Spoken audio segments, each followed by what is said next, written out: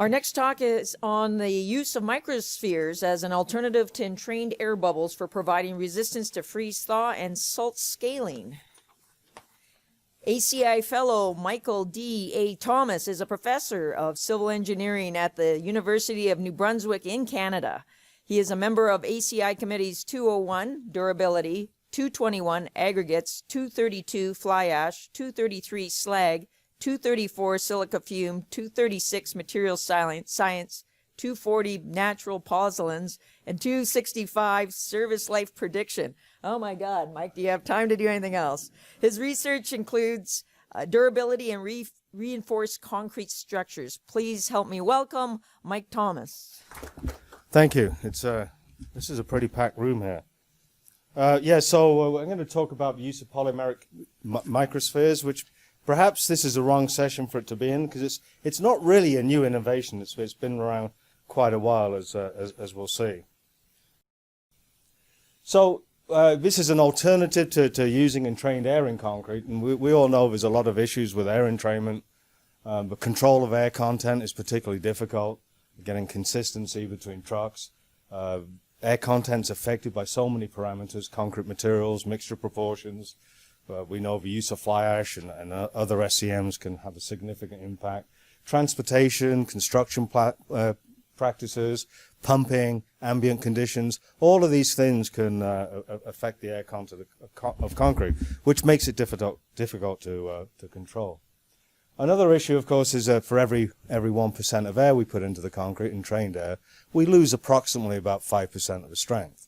And the consequence of that is very often this means that we have to go to higher than necessary cement contents to compensate for that. I learned just the other day that the way the ready-mix industry often see this is every 2% air costs them cement. And that's one way of looking at it, I guess. There's also a difficulty in measuring perhaps the key parameter of the air void system, the quality of the air void system, is the spacing factor. I think that's fairly well established. And it's difficult to measure, if not impossible to measure, the spacing factor effectively in plastic concrete. It's something that generally we have to do on hardened concrete. There are techniques for doing that. That's actually supposed to be a video to the right there. That's actually an MRI scan of fresh concrete showing the spheres in there. We worked on this about 10 years ago at UNB. We can actually scan fresh concrete and look at air bubbles in there, separate them out, and actually calculate the spacing factor. It is a technology that does work. The trouble is it costs about $15,000 a test. This technology, using these microspheres, polymeric hollow spheres, if you like, has time. The first patent on it that I could find was in 1976. Similar kind of product to what I'll be talking about today. These are synthetic polymeric spheres that are in the size range of about 10 to 100 microns. So very much smaller than most of the air bubbles in concrete, which tend to be 20 microns to as high as 300 or 400 microns or even higher in size, maybe even 1,000 microns in size. This allows them to be used at much lower dosage rates, because you can get a spacing factor with a very much smaller volume percentage of these materials. A couple of papers just in the European research field that have actually demonstrated that this technology works. There's a couple of research papers there, one from Germany and one from Finland, that's showing it depends from one paper to another, but about 1%, between 0.7 and 1% by volume is what you require to get decent freeze-thaw resistance. Obviously, it depends on the size of the sphere that you're looking at, but if it's in that sort of range of 40, 50 microns, then that's the kind of volume replacement you're looking at. I just thought it was interesting just because this is Canadian research. Other people have also looked at some solid materials, porous materials, as an alternative for air entrainment too. This is some work from Gerard Littman of the National Research Council in Canada. He worked with brick dust, looking at porous brick dust ground up, and that can be used as an effective admixture too. He an approach to demonstrate this. I'm showing this because some of my data will show similar kinds of things. These are some graphs from the early work of Powers that shows the impact of air on residual expansion of concrete. Once you put it through a freeze cycle and a thaw cycle, what we see is that non-air entrained systems that are sensitive to or vulnerable to freeze-thaw, we get this dilation on freezing because the water expands, and then we get this contraction on thawing, but we end up with a residual expansion.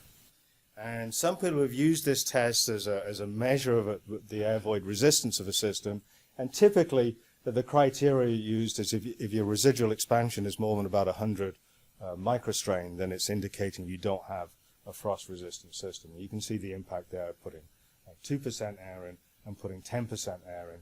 You put 10% air in, you actually see a contraction on freezing instead of a dilation of the sample. So Litvan did this for a whole bunch of materials. I won't dwell too much on it. I assume these presentations will be posted, so I put that together there. You can read that at your leisure if you want to download this later when it's on the ACI website. But he looked at a whole bunch of different materials here, and what these are showing here, you're seeing the actual expansion during freezing. You can see the lower curves here of the plain cement paste, and then these are the curves for brick dust, vermiculite, pumice, perlite, a whole different range of porous materials. And provided that they were in high concentration, then the actual expansion during freezing was very, very low and acceptable. Okay, so this technology is not new. That's the first thing. But just using it, trying to actually produce these spheres and then deliver them to a ready-mix operation or a precast operation to a concrete plant is very expensive. Shipping expanded spheres is not really a very cost-effective thing to do. And I guess the real sort of innovative technology here is that BASF have actually developed a point-of-use system where the liquid polymer will be delivered to the concrete plant, and the actual spheres will be produced at the plant using equipment at the plant. So they'll be expanded on site. And this makes the technology very much more usable. So I'm just going to show we did some independent testing to demonstrate that this does work. We produced a series of 3 concrete mixers, a freeze-thaw resistant mix that meets an F2 requirement. Reference target air of about 6%, and then 2 mixes with a 0.75% by volume of microspheres and a 1% by volume without any air entrainment. Okay, so that's important to know. And we looked at strength, freeze-thaw resistance, salt scaling, but then we also looked at some field exposure of some concrete slabs as well, and we placed some prisms on the now infamous Treat Island exposure site, and I'll talk a little bit about that as well. These are the concrete mix proportions. Top units are SI units, the bottom units are inch pound. Please select whichever ones you feel comfortable. The water cement ratio of the mixes was the same throughout, about 0.42. And you can see there we have the one of the reference concrete has a regular air entraining admixture dose, and then we have the 2 concretes with the 0.75 and 1% microspheres by volume. This is an SE image of the microspheres that were supplied to us. We images ourselves. The nominal average particle size is about 40 microns. The actual range in the size is anywhere from about 10 microns to maybe as high as 80 or 100 microns. That's the sort of particle size distribution. I stole this from a BASF presentation, so I know there's a few people from BASF in the room, so this particular graph here showing the particle size distribution is from their own work. But you can see here the red dotted line shows a sort of distribution of where the microspheres lie as compared to a typical air void system where the air bubbles occupy a much wider range of particle size, up to 600 or 800 microns in size. Just a little statistic there. At a 1% by volume of 40 micron spheres, produces about 22 million spheres. So you can imagine how close together. I haven't checked that statistic myself, but you can imagine how closely spaced these little spheres are, compared to regular spacing factors for a regular air void system. So this graph here, or these tables here again, is inch pound at the bottom, SI units at the top. I'm still trying to be dual unit. And you can see here the biggest impact on the mechanical properties is, of course, the strength. And as predicted, entrained air content being about 4% higher than the microspheres, we're getting somewhere in the region of a 20% reduction in strength at 28 days. And this is what we would typically see if we compare air-entrained with non-air entrained concrete. Of course, non-air entrained concrete would typically contain about 2% entrapped air anyway. So the difference is about 4%, which is about 20% in terms of strength loss. So I want to brag about our very modern lab here. Actually, I used to work for Ontario Hydro. This is a picture from their lab. So we conducted the ASTM C 666, which is a great number for a test. Procedure A, which is freezing in a saturated condition and thawing in a saturated condition, very aggressive test. And I think most people know how the durability factor is determined for this. You basically compare the square of the resonant frequency after 300 cycles with that at the start, and you get a durability factor. Not surprising, not surprising the reference mix passed. We know for a decent air void system we would expect at least 90% durability factor, and very often in excess of 100, because the concrete's improving in properties as it's going through the thawing cycles.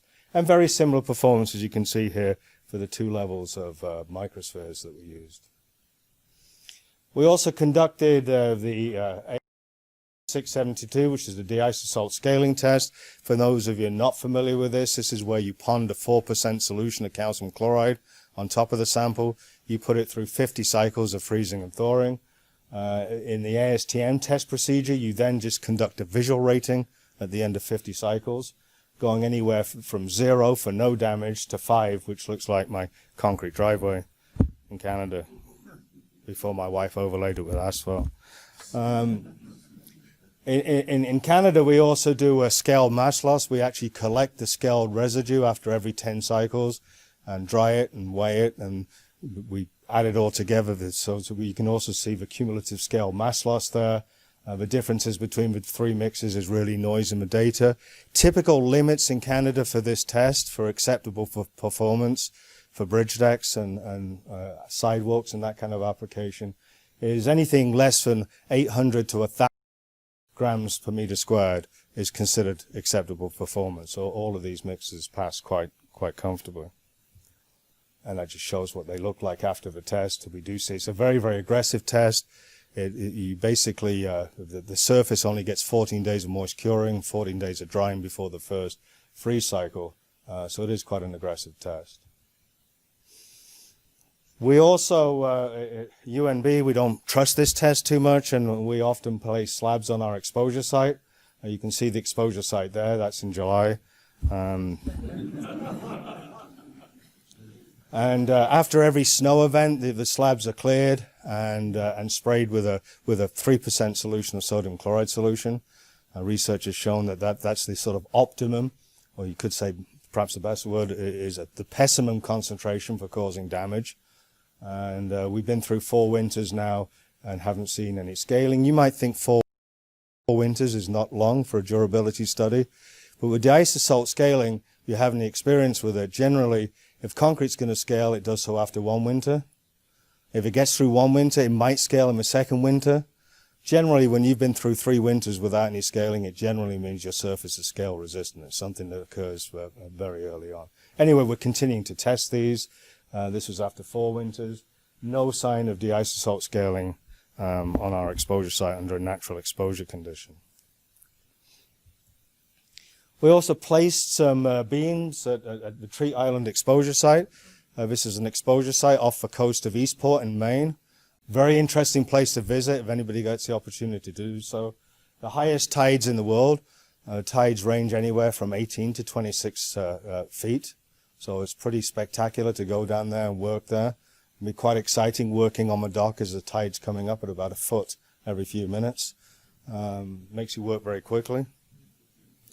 Very, very aggressive freeze-thaw. We get, it depends where you measure the freeze-thaw. We have probes in the middle of 6-inch prisms. We get about 100 freeze-thaw cycles a year. But if you put a probe within half an inch of the surface, we're probably closer to maybe 200 or 300 cycles per year. So very, very aggressive. You can see here, there's been many studies at Treat Island that have looked at putting, I don't know if you people remember 20 years ago, There was a rumor that if you made really good high-performance concrete with less than 0.36, 0.35 water cement ratio, you didn't need air. Do you remember people saying that?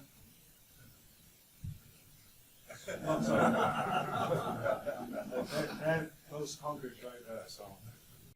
So we put some samples out. The regular. These are basically regular flexure beams. Are put out in 2014. I last looked at them in 2017, but they're still in excellent condition. Mark Berry's not going to be thankful, but I just wanted to demonstrate just how aggressive this is, and even a couple of winters can be very aggressive. This is some pervious concrete that was placed out there in 2006.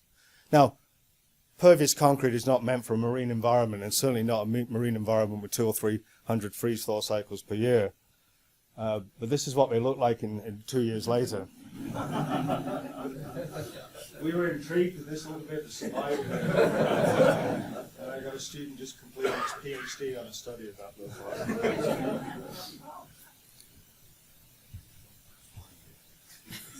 We actually also did some work about 10 years ago on another alternative for traditional air. This was looking at, I don't know people, this was looking at some polystyrene beads to produce lightweight concrete, but also to be an alternative to air entrainment. The thought was you wouldn't need air if you had enough polystyrene beads in there. And this is these concrete samples have still survived, but you can see that actually these are the ones with control mix without any spheres, 6% air, and these are the other ones that actually have polystyrene spheres. They have a density of about 95 pounds per cubic yard, so relatively lightweight concrete. But you can see here the samples weren't actually constructed originally to be smaller than the others. They were all the same size when they started off. So the concrete's surviving, but it's getting smaller. And just another example here, just to show how aggressive this freeze-thaw condition is.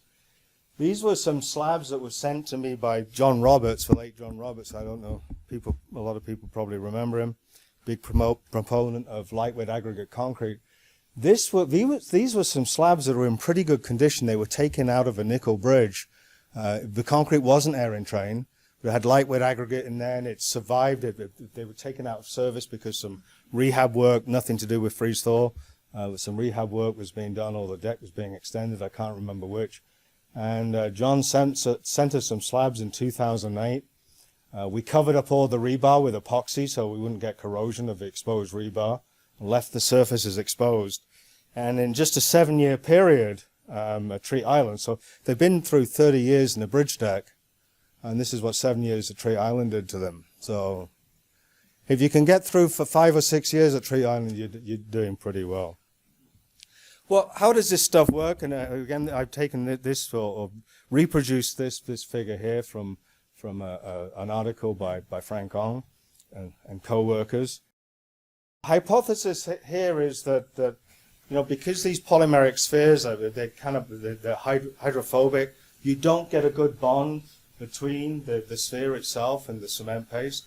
And because the polymer has a much higher coefficient of thermal expansion than the surrounding cement paste, as the concrete freezes, these spheres will actually freeze more, contract much more than the surrounding cement paste. So you open up an annulus around the spheres, and this provides space for ice formation and also for retreating water that's been pushed out by hydraulic pressure from the larger voids where water is. And of course, as you increase the number of interfacial, this is just some data from the same paper here, looking at the same kind of approach of using this dilation test. Well, hopefully you don't see any dilation, but as you freeze, you actually see continued contraction rather than dilation of the samples. But as the number of these interfacial zones increases, then you're going to get more protection. Not only are you going to get more protection, the interfacial zones or the pressure relief valves, if you like, become closer together. So it's going to be a function of the size and the volume of the microspheres. We've gone a small distance to sort of proving this concept. We took some of our material that had been out on site for a few years. We've produced a fracture surface, or a series of fracture surfaces of concrete. we saturated it, and then we flash froze it in liquid nitrogen and put it on a cryo stage in the scanning electron microscope.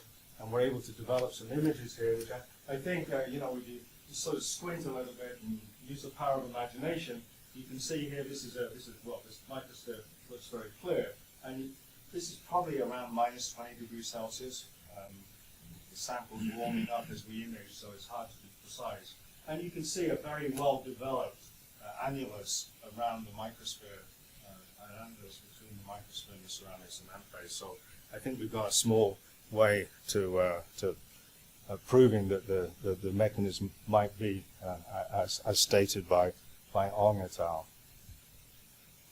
The big question is, why does it work at such a low replacement level?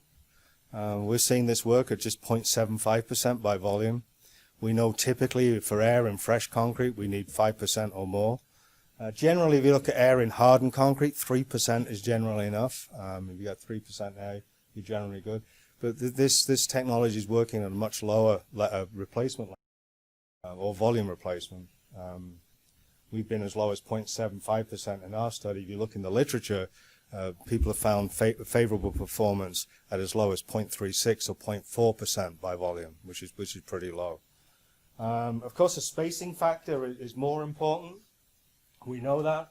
Typically, for a typical air void system, spacing factor should be of the order of, I'm going to have to work in SI units for this, but 230 microns is a typical value that's used. That's what we have in our Canadian standard. We haven't been able to measure yet the spacing factor between spheres. That's something we're working on in our product. It's not that easy to determine the spacing factor unless you have you got to really train somebody to do it, but we're trying to look at what the spacing factor is in our study. We suspect it's somewhere a lot less than it's probably in the region of about 50, as opposed to 200, 230, which you get with a normal air void system. So I think it's a spacing factor, the real close proximity of these bubbles to one another that's really helping here. So here's the conclusions. I won't read them. I'll just leave them on the screen and pass it back to the chair of the session. Thank you. All right.